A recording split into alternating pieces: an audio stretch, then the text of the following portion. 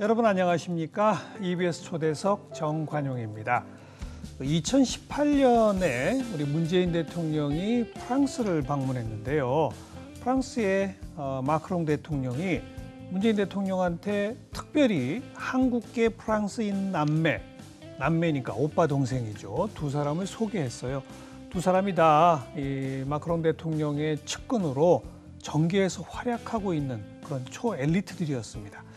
자, 바로 이 두 남매를 키워내신 장본인, 우리 한국에서는 과학자로, 또 프랑스에서는 교육자로 양국 모두에서 훈장을 받으신 분 오늘 스튜디오에 초대해서 공 세우신 얘기도 듣고요, 또 남매 가르친 교육법에 대한 이야기도 듣고, 네, 오영석 박사이십니다. 어서 오십시오. 안녕하세요. 네.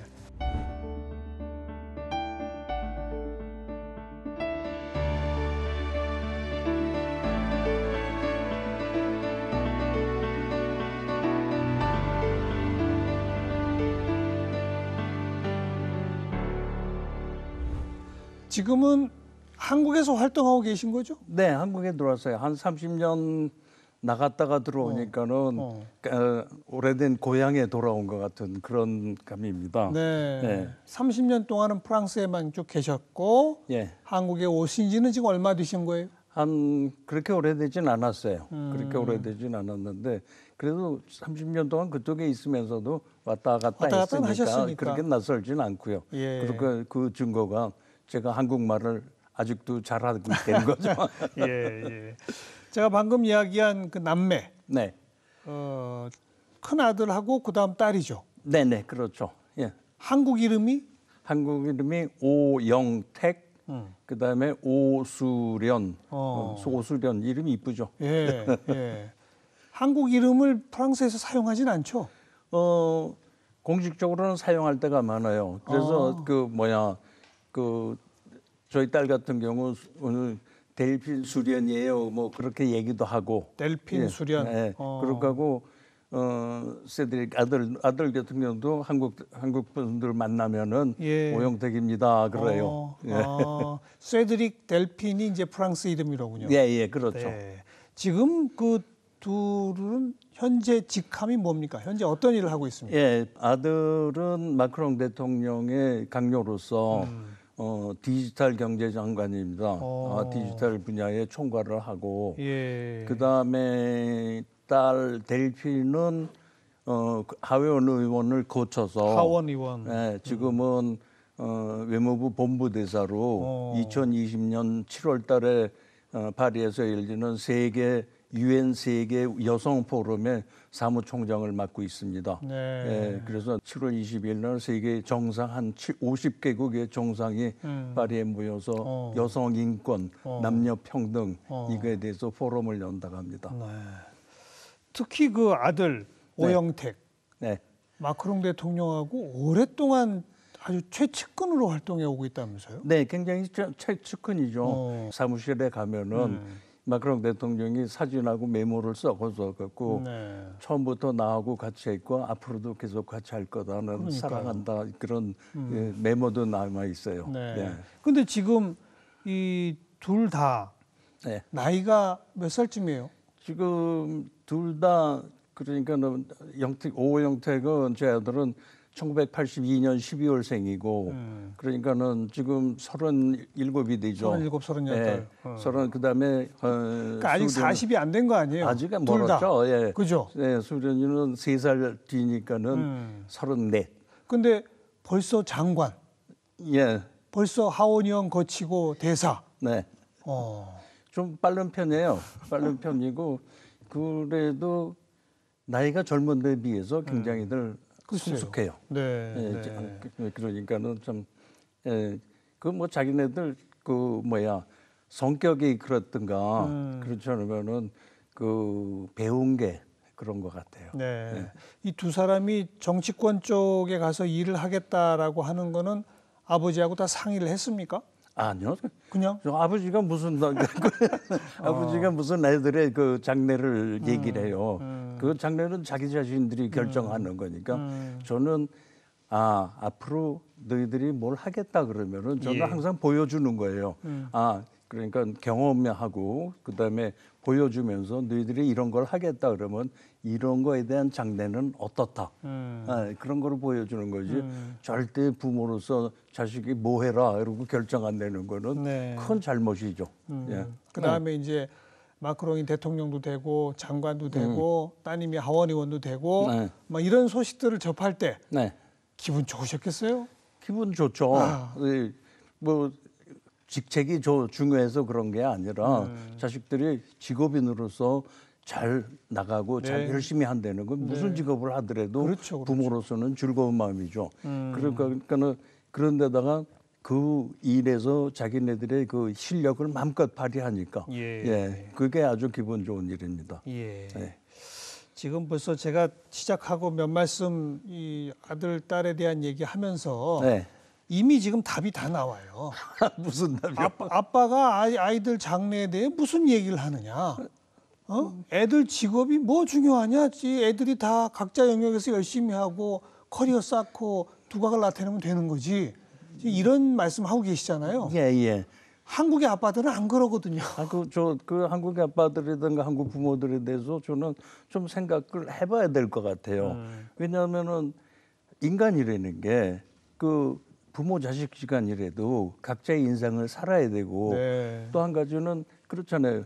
인간이라는 게 전부 다 모두 다 불완전한 인간 아니에요. 불완전한 객체죠. 그런데 나같이 불완전한 사람이 어떻게 다른 한 인간에 대해서 책임을 지고 장래를 선정해도 그래요.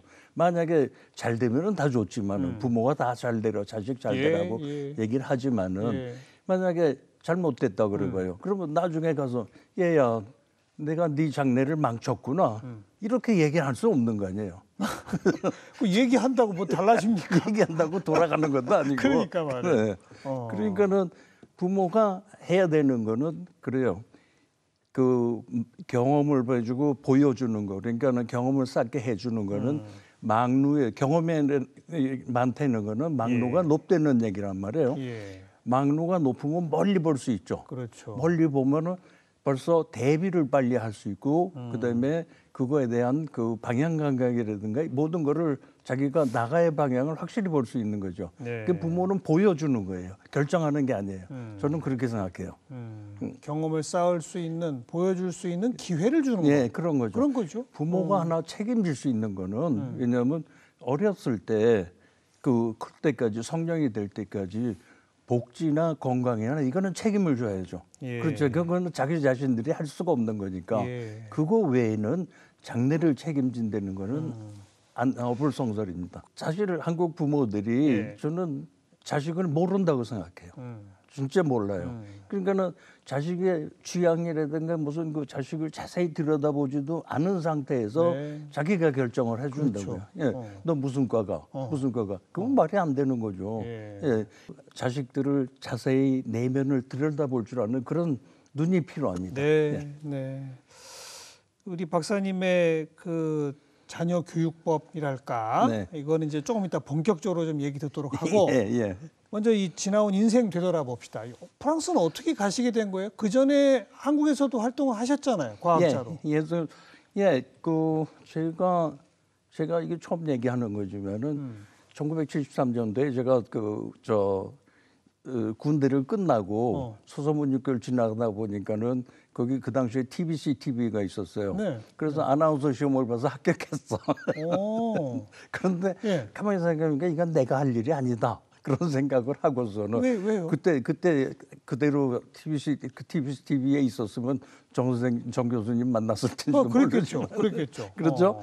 그런데 이건 내가 할 일이 아니다. 그래 무슨 이제 홍릉기계라고 있어요. 국방과학연구소인데 그렇게 국방과학연구소. 원래 전공이 저는 화학이에요. 화학. 화학인데 그래서 국방과학연구소 가서 이제 일하겠다 그랬더니 좋다고 그래요. 테스트를 거쳐서. 그래갖고선 제가 처음에는 수류탄 개발을 했어요. 무기 자체 무기 개발했어요. 저는 무기 개발 엔지니어예요. 원칙으로는. 그리고 그 유신초 그때 73년 그렇죠. 박정희 정권이 박정희 대통령 때 자주국방 내세우면서 자주국방하고 그렇게 무기 자체 개발 많이 했어요. 많이 했어요. 그걸 하셨구나. 네네. 예. 수류탄 개발하고 박격포탄 개발하고 그다음에 그러다가 미사일 개발이 이제 떨어졌어요. 미사일. 예.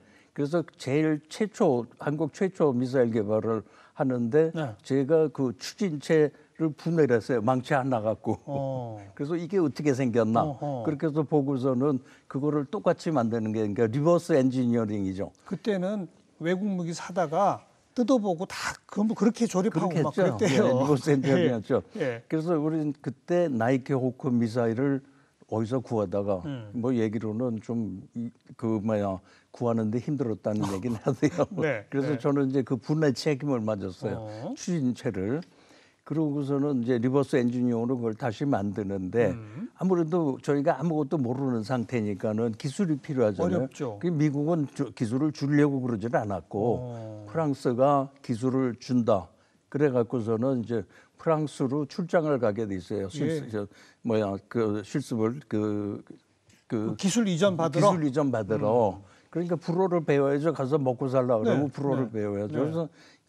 그래서 회원동에 있는 알리앙스 프랑스에 가서 기술을 이제 불어를 배우기 시작했는데 그때 저는 프랑스인을 처음 만났어요. 처음 봤어요.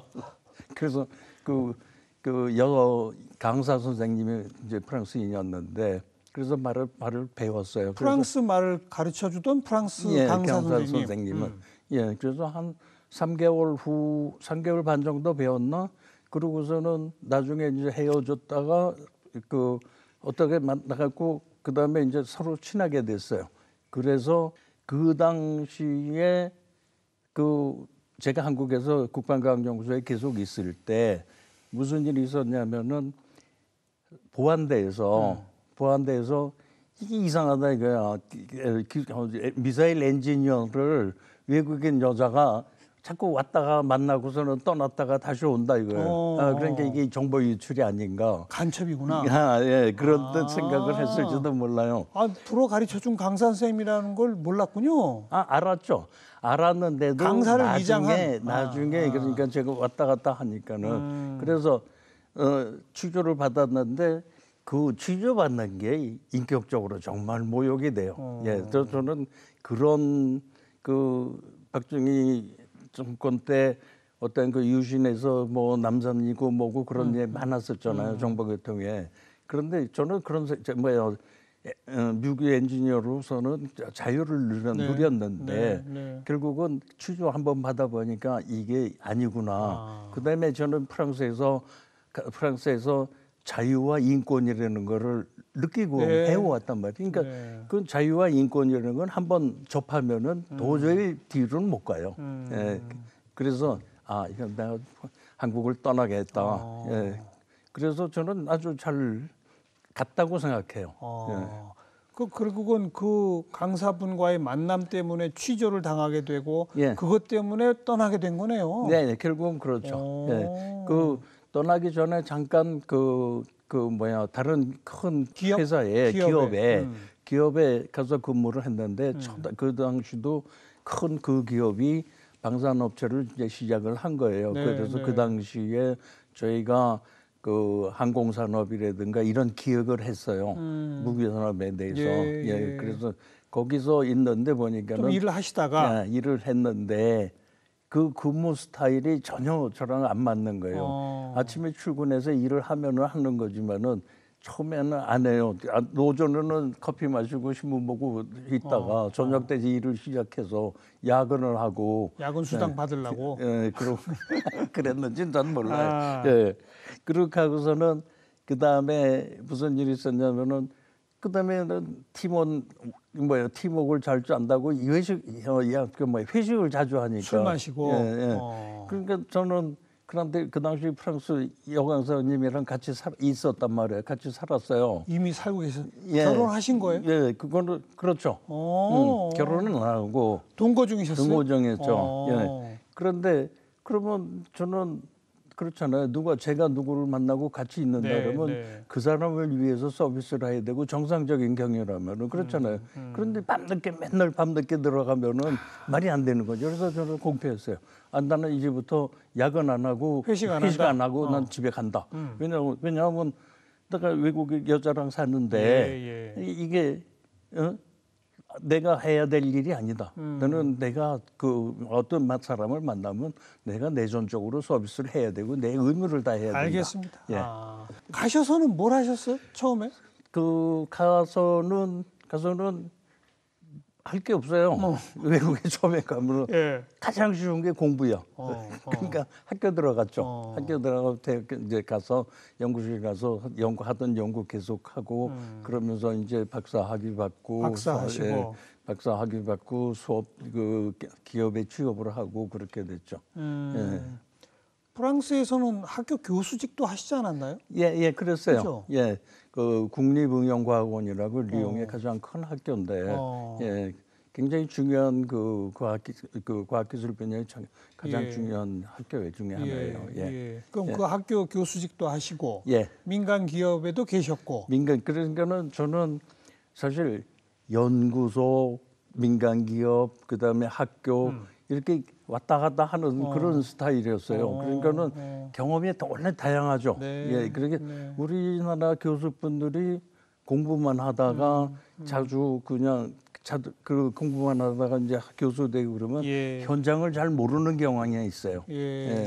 그러니까 이론과 현장과 또 실무에 이르기까지. 그렇죠. 연구소, 학교, 기업 두루두루. 그리고 프랑스에서는 그게 학교에 계시면서도 기업체 활동도 이렇게 다 할 수 있나요? 그게 프랑스에서는 원래 법으로 그런 게 있어요. 모빌리티 프로그램이라고 그래갖고 교수가 기업에 가서 근무하다가 다시 그거를 가지고 그 학교로 돌아오는 거. 연구소도 그래요. 자기 연구하던 걸 가지고서는 기업에 가서 적용을 하고 다시 돌아오던 거. 그런데 그게 그러니까 기술 이전이 잘 되는 거죠. 오히려 그런 걸 진짜 잘 되는 거죠. 그러니까 그런 거 오히려 장려하고. 그렇죠. 그래서 한국 같은 경우에는 교수는 교수대로 현장은 현재대로면은 어떻게 그 기술 이전이 잘 안 되는 거죠. 오영석 박사님은 국적이 여전히 한국 국적이신가요? 네, 한국 국적이에요. 그래서 저는 30년 이상을 프랑스에 살면서 국적에 대해서 의문을 가져져 본 적이 없어요. 불편하긴 했어요. 그러니까는 프랑스 가면 외국인이 없고 한국에 오면은 외국 사는 한국인이라 별로 그렇게 그 제외 한국인에 대해서 그렇게 좋게 생각을 안 했어요. 자기 필요할 때만 왔다 갔다 하는 것 같은 그런 그 옛날에는 더 그랬어요. 지금은 그런데 제 애들은 출생 시에는 이중 국적이었어요. 그렇겠죠. 그러니까 이중 국적이었는데 제가 애들이 한국 국적을 가지고 있었으면 하고 바랬어요. 애들도 또 그러려고 노력을 했었고. 그런데 한국 국적법이 그게 복잡해요. 그러니까 쫓아냈어요. 결국 제 애들을. 우리나라는 이중 국적을 인정 안 하죠. 안 하죠. 선택해야만 되죠. 선택해야 되죠. 그러니까 성년이 되면 선택해야 되는데 그래서 재취득을 하는 거를 하다가 굉장히 복잡해서 결국은 한국 국적법이 잘못돼갖고 저희 애들을 쫓아낸 거예요. 근데 고맙죠, 한국에. 쫓아내서 프랑스에서 완전히 다른 성공한 인생을 사니까. 그런데 한국이 사람도 모자라고. 그런데 왜 이중 국적을 그런 거잖아요. 거기서 살면은 거기 사람이고 여기 와서 살면 여기 사람이고 그렇게 생각을 해야 되겠죠. 그래서 그게 공무원이라든가 국회의원이라든가 좀 제 케이스를 잘 생각해서 어떤 게 국익이 되는가를 생각을 해야 될 것 같아요. 고민해야 할 지점입니다. 자, 이제 본격적으로 자녀들이 태어나고 그때는 맞벌이 하셨을 거 아니에요. 그렇죠. 그죠? 그 우리나라에도 똑같이 맞벌이 하면서 아이 키우기 참 쉽지 않은데 어떻게 아이들을 자녀 교육을 하셨어요? 저는 좀 행운이 따랐던 것 같아요. 저희가 가장 중요한 거는 애들이 학교를 다니고 그러면 그 하교할 때 집에 돌아올 때 저희는 누군가가 꼭 집에 있었어요. 애들이 학교 갔다 집에 돌아오면은 아니 퇴근을 그렇게 빨리 할 수 있어요? 저희 그 당시 처가 저걸 교사를 했는데 여전히 강사를 했어요. 불어 강사를 대학교에서. 그러니까는 일찍 끝낼 수가 있었어요. 그래서 일찍 끝내고 집에 일찍 돌아와서 애들이 돌아오는 걸 기다리든가 그렇게 했어요. 그러니까 애들이 하교하고 돌아오면은 얼마나 할 말이 많아요. 학교에서 일어났던 일, 친구하고 지냈던 일, 뭐 그러니까 걔네들이 말하고 싶어서 진짜 힘들어할 거예요. 그거 말하지 말라 그러면. 그런데 그러니까는 애들하고 그렇게 얘기를 하면서 어떤 때는 제가 회사에서 일찍 나와서 네. 애들 데리러 가는 때도 있었고, 예. 그러니까 그게 또 가능해요, 프랑스에서는? 가능해요. 그러니까 제가 또 한 가지는 제가 근무하던 학교나 그다음에 저는 캠퍼스 근처에서 살았고 또 직장을 기업에서 있을 때도 그렇게 멀지 않은 데서 일을 했어요. 그러니까는 잠깐 얘기하고 나왔다 가도 되거든요. 알겠어요. 예. 그런 행운이었어요. 그거는 완전히. 예. 그래갖고서는 그렇게 해야지만 애들하고 대화도 되고 그다음에 여러 가지 가르쳐 줄 수가 있죠. 예. 시간. 예. 함께 시간을 보내는 함께 것. 시간이 그렇죠. 그게 가장 중요한 거죠. 네, 네. 그러니까 학교 끝나고 오면 누군가 엄마 아빠 중에 하나는 반드시 있었다. 네. 그러기 위해 둘이 또 노력을 했다. 그렇죠. 그런 거겠네요. 예. 부모라는 그 직분은 노력 없이 되지는 않아요. 물론이죠. 예, 제일 큰 노력을 쏟아야 될 그것이 부모라는 직분인 것 같아요.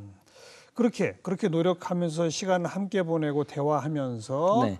또 동시에 자녀들한테 어떤 몇 가지 교육의 원칙 같은 게 있으셨다고요? 예. 책 읽어주기. 책 읽어주기. 애들은 그러니까는 출생 때부터 책을 읽어줬어요. 모든 사람이 그걸 누가 어른 간단하게 뭘 알겠냐 그러는데 그거하고는 상관없어요. 책 읽어주면서 태어나자마자부터 책을 읽어줘요. 조금씩 읽어주다가 그거가 계속되니까는 이제 나중에는 같이 읽고 그 나중에는 혼자 읽고 그렇게 식으로 된다. 그런데 저희 애들의 가장 큰 성공 요인 중에 하나가 독서입니다. 독서예요. 그러니까 독서를 하면은 언어 구사력이라든가 문장력이라든가 그런 게 굉장히 풍부해지죠. 그러니까는 얘네들이 필요할 때 그 문장을 잘 쓴다든가 말을 잘 한다든가 그런 거하고 굉장히 어떠한 그 매너 있고 그런 그 하이 클래스한 언어를 구사할 줄 아는 거예요. 그게 굉장히 중요한 것 같아요. 그렇죠. 저희 집에서 그 애들이 저도 저희 어머니한테 그런 교육을 받았지만 그다음에 저도 애들한테 그런 교육을 했지만 이 언어 구사에 대해서 고상한 언어를 안 쓰면은 예, 고상하지 못한 언어를 쓰면 혼났어요. 그건 저는 그렇게 고상치 못한 언어를 써본 적이 없어요. 애들도 그렇고. 언어 그리고 그거를 증진시키는 독서. 예. 독서 교육의 출발은 책 읽어주기. 책 읽어주기죠. 예. 그래서 그렇게 하고 또 한 가지는 제가 저희 어머니로부터 받았던 교육. 그러니까는 모든 행동에는 자유스럽지만은 책임을 져야 된다. 예. 저는 사실은 사고는 무한하게 자유스럽지만 행동은 절제 있어야 된다. 그게 이제 제 어머니 교육이에요. 책임. 그러니까는 행동과 자유와 책임. 그런데 저희 애들도 그런 교육이에요. 그러니까는 너희들이 모든 거는 내 눈의 눈물은 내 손등으로 닦아라. 그렇게 하고 그 남이 닦아주는 눈물은 없다. 네가 네 눈의 눈물은 내 손등으로 닦아라. 그리고 내 인생에 앞으로 나가는데 문이 여러 개 있을 거 아니에요. 인생이 그 방향을 그걸 열면 어느 방향으로 나가는 게 있잖아요. 내 인생에 있어서의 문은 네 손으로 열어라. 대신 딱 하늘 남이 열어주는 문은 하나밖에 없다. 뭐냐면 관뚜껑. 네, 그렇죠. 그러니까는 절대 완전히 자기 책임이에요. 그러니까 자기가 알아서 그런데 저는 그거가 그런 방향으로 자기가 결정할 수 있고 확실하게 신념을 가지고 결정할 수 있게끔 뒤에서 서포트를 해줘야죠. 보여주고 그다음에 시뮬레이션도 해주고 그런 거예요. 그게 부모직업. 하지만 그렇게 자유와 함께 책임을 엄격히 강조했다는 얘기는 조금 좀 엄한 아빠? 제가 엄했어요. 그런데 그 세드릭은 아무래도 남자니까는 사내 아이니까는 조금 그렇게 장난도 심하고 그런데 뭐 장난이 있으면 잘못해서 혼난 적은 없어요. 그래도 공놀이 하다 유리창도 깨고 뭐 이런 것들은 많이 있었을 거 아니에요? 네, 저는 어렸을 때 저희 어머니 교육 중에 하나가 제가 그 중학교 때 미도파 7층이 이제 그 영화관이 있었어요. 거기서 영화를 보고 내려오다가 계단으로 내다가 창문을 깼다고요. 그 친구들은 다 도망갔어요. 그런데 저는 혼자서 어머니 가르침을 실행하느라고 혼자서 거기서 사람들 지나가는 사람들한테 제 유리창 깼다 그랬다고요. 그랬더니 사람들이 그 가지 왜 거기 있냐고 그러더라고요. 그래서 그래도 하여간 저긴 거기 앉아갖고 거기서 기다리면서 누군가를 만나서 돈을 물어줬어요. 그 물어준 값이 제가 뭐 나중에 그 어머니가 물어줬지만은 물어준 값이 저희가 그때 당시 굉장히 가난해서 어머니가 연초 제족창 직공이었어요. 예. 그 엄마의 월급에 한 달치 월급을 그거로 물어준 거예요. 유리창 값을. 그렇게 큰 유리창이었어요? 네, 큰 유리창이었어요. 그러니까 나중에 저는 어머니한테 혼날 줄 알았더니 잘했다 이게 솔직하게 그런 게 있어요. 그게 이제 저도 그 교육을 애들한테 시킨 거죠. 네. 가장 책임과 그다음에 자유와 정직 이것이 굉장히 중요하다. 예. 그런 것이 그게 저희 교육이었어요. 예. 자유, 책임 그리고 정직. 예. 이런 걸 어길 때는 거짓말을 하거나 책임을 안 지려고 하거나 이럴 때는 어떻게 하셨어요? 그럴 때는 설명을 해주죠. 이게 왜 나쁘다. 뭐 벌도 주고 막 이랬습니까? 벌 주는 건 거의 안 했어요. 예, 설명을 이렇게 벌 주면은 잠시 자기 얘기를 주장을 꺾고서는 나중에 또 할 수 있는 재발 위험이 있다는. 재범 위험이 예, 있죠. 예. 그런데 그거를 설득을 시키고 그것이 왜 필요한지 그렇게 하면 안 된다는 게 왜 그런 거를 설득을 해준다면은 그거는 그 재발이 없죠. 그러니까 그게 몸에 배이죠. 또 한 가지 저희가 아주 그 공을 들여서 교육한 거는 에티켓과 매너. 에티켓, 매너. 예, 그게 굉장히 중요했어요. 왜냐하면 이걸 중요시 생각하신 이유는 뭡니까?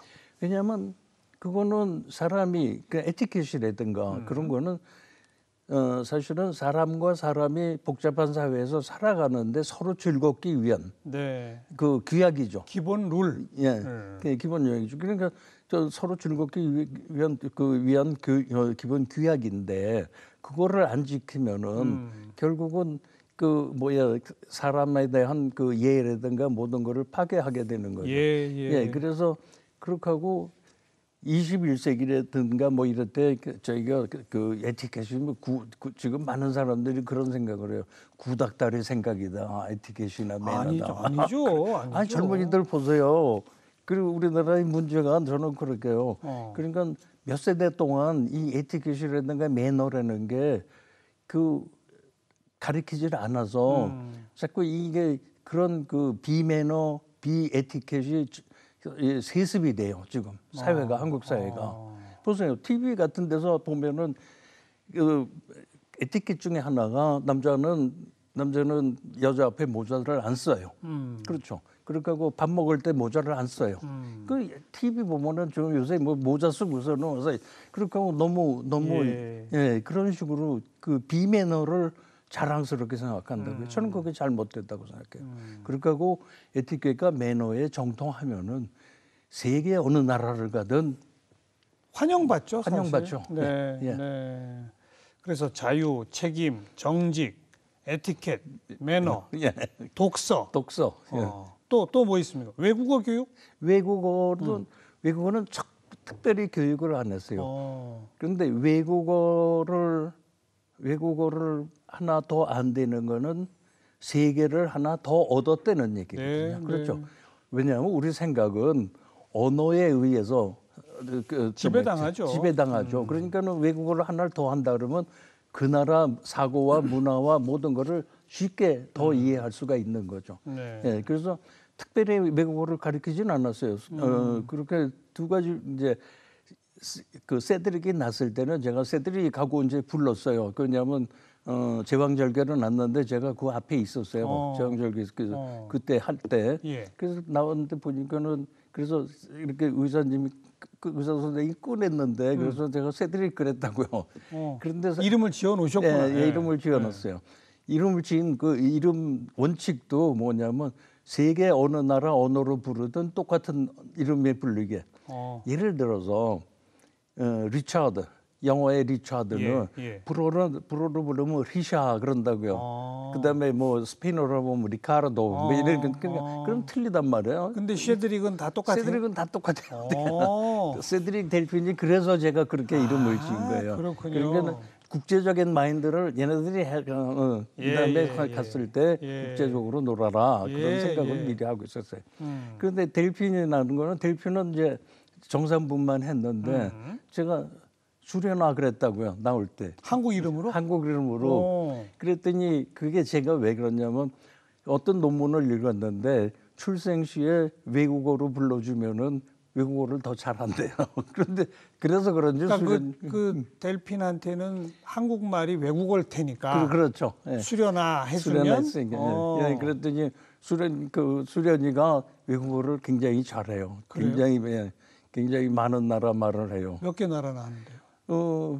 본인은 그 얘기하면 혼나는데 제가 그 한 10개국어는 뭐 잘하는 거 있고 못하는 거 있지만은 10개 나라. 그런데 제가 그렇게 얘기하면 본인이 그렇게 얘기하지 말라 그런다고요.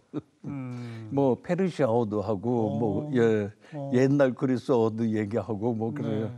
네. 그리고 그 외에는 뭐 네 인생은 네가 책임져야 한다. 네 눈물은 네 손등으로 닦아라. 모든 문은 네가 열어야 한다. 그게 바로 자유를 준 거네요. 네, 그렇죠. 부모로서 간섭하려고 하지 않고. 간섭을 하면 안 되죠.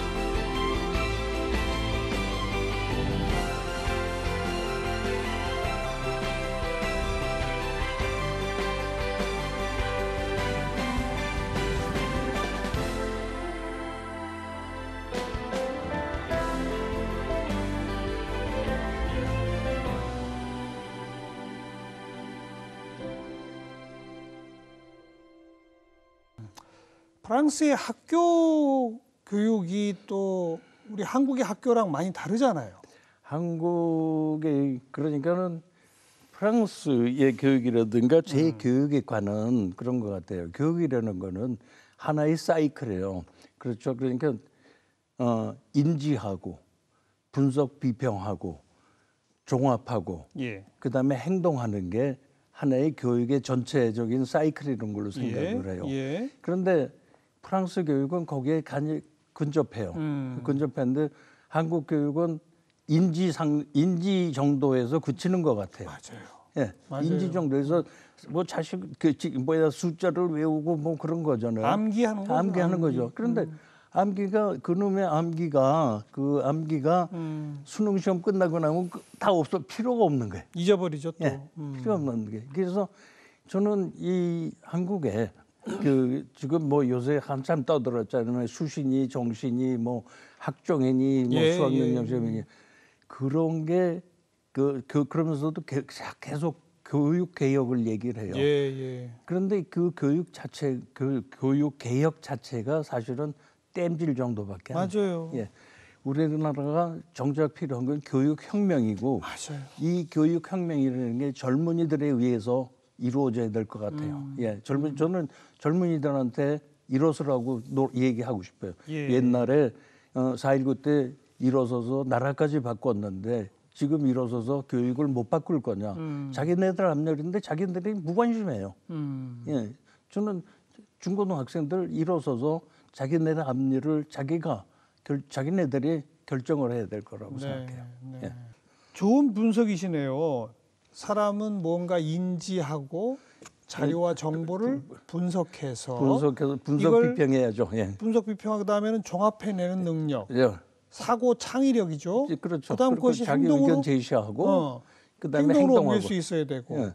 게다가 여기서 하나만 더 하면 이걸 혼자 하는 게 아니라 협력해서 해야죠. 사람들과 함께. 예. 이게 교육인데 예.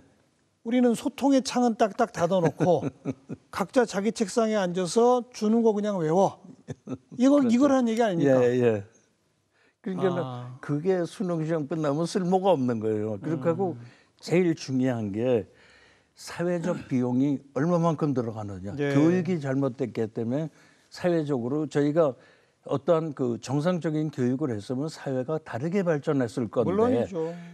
저희가 교육이 잘못돼 갖고서는 사회적 비용이 들어가는 거를 생각을 안 해요. 예. 예. 그렇고 사회 전체가 교육 투자를 안 해요. 이거 완전 그 제대로 된 투자가 아니라요. 예. 낭비만 하는 거예요. 그렇죠. 낭비. 예, 맞습니다. 그러니까 어쩐 뭐 유치원 심지어는 유치원 초등학교 때부터 아이들 사교육 시킨다고 예. 부모가 맞벌이를 해도 돈 쓸 데가 없어요. 사교육비 나가느라고. 예. 등골이 휘어요. 애들은 그 사교육 받느라고 행복을 몰라요. 그렇죠. 그러고서는 대학 진학률은 전 세계 제일 높아요. 근데 그 대학 졸업하면 일자리가 없어요. 없어요. 직장에 억지로 한번 가보잖아요. 예. 직장에서는 뭐라 그러는지 아시죠? 도대체 뭘 배워갖고 왔는지 할 줄 아는 게 없다고 그래요. 맞는 얘기예요. 그러면 도대체 이 온 국민이 일치단결해서 어디다 돈 쓴 거예요? 어디다 행복을 낭비한 거예요? 예, 그러니까 제가 그런 거예요. 그러니까는 인간의 행복 전체 그 나라의 행복을 낭비를 했지만은 그것이 사회적으로 국가적으로 낭비가 얼마나 심한 건가. 그러니까요. 그렇죠. 프랑스 같은 경우는 교육이 잘 돼 갖고서는 대학교 졸업하고 현장 투입하면 금세 오퍼레이션을 해요. 예. 왜냐하면 그렇게 교육을 받았거든. 예. 그런데 우리는 그 옛날에 삼성 인력관리실에서 얘기를 하는 게 사람 뽑아서 적성 테스트를 해서 다시 재교육 시킨다 이게. 그래야죠. 예. 그러니까 이게 초, 중, 고, 대학 교육까지 다 잘못돼 있고 쓸데없는 낭비만 하고 있다. 이거 아닙니까? 그렇죠. 한마디로. 예. 뿐만 아니라 사교육으로 어마어마한 돈 쓰고. 예, 그렇죠. 그러니까 우리나라가 교육에 진정한 정부가 네. 교육에 투자를 안 해요. 네. 지난번에 그 수능 시험 보면서 답안지가 2장인데 잘못돼 갖고서는 의도적으로 한 건 아닌데 체크를 잘못해서 전체 빵점된 거 있죠. 네. 그래서 거기서 뭐 답안지 2장을 더 늘렸으면은 더 늘렸으면 그런 문제가 없는데 그랬더니 교육부 담당자가 뭐라고 설명을 했냐면 답안지 2장을 더 늘리면은 그게 돈이 얼마나 들어가고 채점 시간이 얼마나 되는데 그래서 저는 깜짝 놀랐어요. 교육부 직원이 그 정도밖에 생각을 안 한다는 거는 그러면은 말이에요. 그런 것들로 잘못돼 갖고서는 나라 당하는 개인은 얼마나 억울하고 나라 전체의 그 소모는 얼마인가. 그러니까 저희는 교육을 재해석하고 교육 혁명을 일으켜야 돼요. 네. 그게 저희가 젊은이들이 해야 되고 또 한 가지는 그런 것 같아요. 학생들도 사회 이론이요. 교사들도 사회 이론이고 학교도 사회 이론이고 모든 사람이 다 사회 이론이에요. 그런데 교육만 잘못됐다고 얘기를 해요. 아니죠. 그 사회라는 거를 저희가 사회의 그런 그 인식을 바꿔야 될 생각이에요. 맞습니다. 그런데 이 대목에서 궁금한 게 오영석 박사님은 어려서부터 대학까지 한국에서 교육을 다 받으셨잖아요. 네. 그 한국의 그냥 딸딸딸 암기 위주 교육. 네. 그것도 옛날식이니까 몽둥이로 맞아가면서 그렇죠. 그거 받으셨잖아요. 그죠? 네. 그런데 어떻게 이렇게 아시게 된 거예요? 또 우리 한국의 전통적 부모 자식 간의 관계에서 잘하셨잖아요. 그런데 어떻게 자녀들한테는 절대 책임지려고 하거나 이러면 안 돼. 라는 인식이 어떻게 생기신 거예요?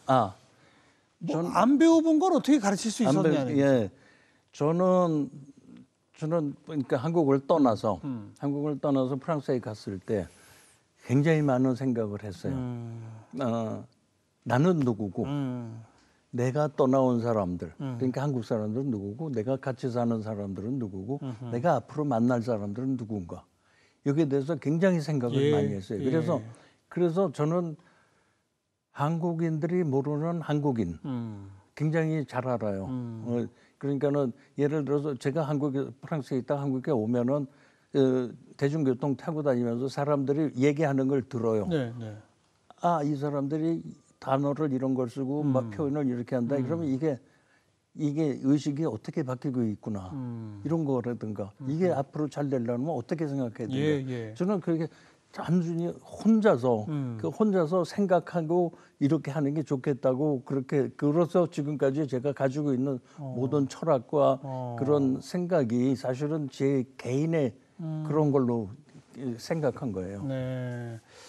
그러니까 아무래도 완전히 문화와 의식과 교육의 기본 철학부터 다른 두 나라를 네. 완전히 어쩔 수 없이 경험하시게 되면서 예.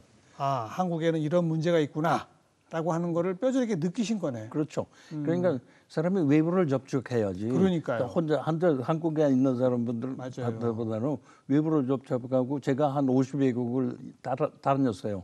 다니면서 여행을 하면서 저는 뭐 그 나라를 다니면서 자연은 별로 생각을 해요. 그렇지만 문화, 사람 만나서 얘기하는 거 그런 걸 주고요. 그렇게 사람을 만나고 많은 그 외국인을 만나면 서로 얘기하면은 아, 이 사람들은 이렇게 생각하고 그것이 어떤 결과가 있고 어떤 그런 합리적인 생각이다. 이런 게 항상 배우죠, 저는. 그래서 모든 만남과 만남은 사람과 사람의 만남은 거기에 꼭 배움이 있어요. 저는 그렇게 생각해요. 네. 그런데 또 어떤 뭐 교육학자의 분석에 의하면 네. 한국에서 미국이나 이런 사회로 이주해가지고 아이들 키우고 공부시키는 한국 분들 있지 않습니까? 네. 교포들. 네. 그 교포의 자녀들이 대학은 잘 간대요. 네. 그런데 나중에 직장에 취직해서 승진을 못 한다는 거예요. 그렇죠. 네. 그 이유가 가정교육이 잘못됐기 때문이라고 얘기하더라고요. 맞는 얘기예요. 그거 어떻게 보세요? 저는 가끔 그런 생각해요. 한국 분들이 외국에 가서 이주를 하거나 뭐 이민을 가서 사는데 한국 분들이 외국에 살 때 몇 가지 단점이 있어요. 첫째, 가족이 갔을 때 그 사람들은 외국을 살지를 않아요. 외국의 생활을 살지는 않는 게 아니라 한국을 옮겨놓고서는 그렇게 살아요. 집안에서는 한국말 쓰고 한국 음식만 먹고. 뭐 그런 것까지는 괜찮은데 사회하고 인터페이스가 굉장히 있어야죠. 그게 없고 그다음에 그 도덕이라든가 이런 문화적인 거를 이해를 해야 될 텐데 그러니까 전부 다 이렇게 넘어가고 그렇게 잘못된 거예요. 그렇게 하고 한국에서 나오시는 분들도 제가 만나면 옛날에는 그런 일이 있었어요. 프랑스 가봐라 오영석 박사가 있다. 그리고 왜냐하면 그 당시에 한국에서 프랑스를 잘 모르니까 오면은 제가 도와주는데 한국에서 오는 사람들이 전부 다 패기 놓고 주눅이 들고 그래요. 무슨 정부 간의 회담을 하더라도 이거를 수락을 상대방의 제의를 수락을 하면 안 되는데 그래서 나중에 제가 얘기해요. 그거 왜 수락하냐고 안 된다고 그러면은 아니 내가 출장 와서 결과가 있어야 되니까는 잘못됐더라도 가지고 가야 된다. 그런 식의 그 패기가 없어요. 한국 외교가 지금 조금 찾는 것 같아요. 이제 언제나 보나 그 패기가 없어요. 당당하지 못하고. 당당하지 못해. 그런데 이제 좀 변하고 있죠, 사실. 조금 변해요. 이번에 보면은 굉장히 많이 변한 것 같아요. 그러니까는 그게 그 사람들의 사고 방식이 바뀐다든가 어떤 그 정치적 그런 거라든가 그런 게 있는 것 같은데 많이 바뀌고 좋은 방향으로 그거는 바뀌고 있는 것 같아요. 그러니까 특히 그런데 일반인들은 제가 한번 한국에 들어와서 울은 적이 있어요. 제가 TV를 안 보는데 어쩌다 TV를 봤더니 동남아 그 산업 실습생들 대하는 거. 저게 어떻게 내 국민이 저렇게 사람을 대할 수 있는가? 저는 그래요.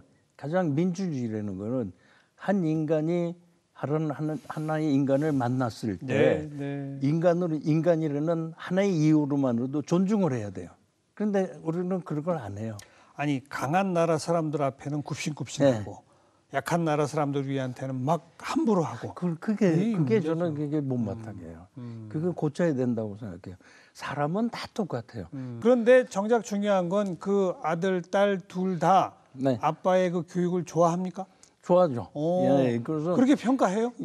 그 단적인 예가 어느 날 저 세드릭이 저보고 그러더라고요. 아빠, 그래서 왜 그랬더니 나 이 다음에 애 낳으면은 아빠가 날 가리키듯이 자기도 그렇게 가리키겠대요. 그리고 실제로 그렇게 하고 있어요.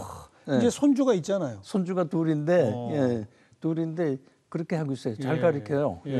그러고 엄한 건 안 되는 건 안 되는 거고 엄하고 그다음에 남 앞에서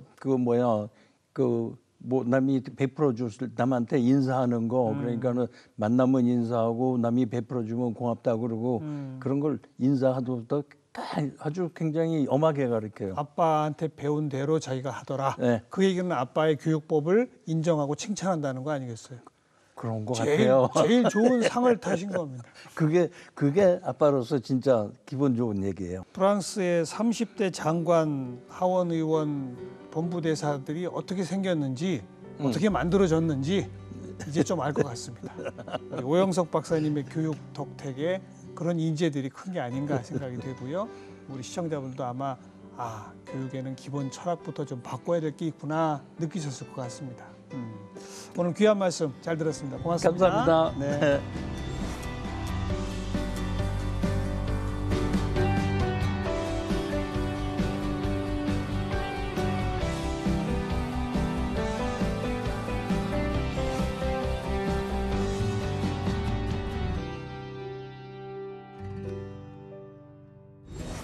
네, 오늘 하나의 명언을 또 들었습니다.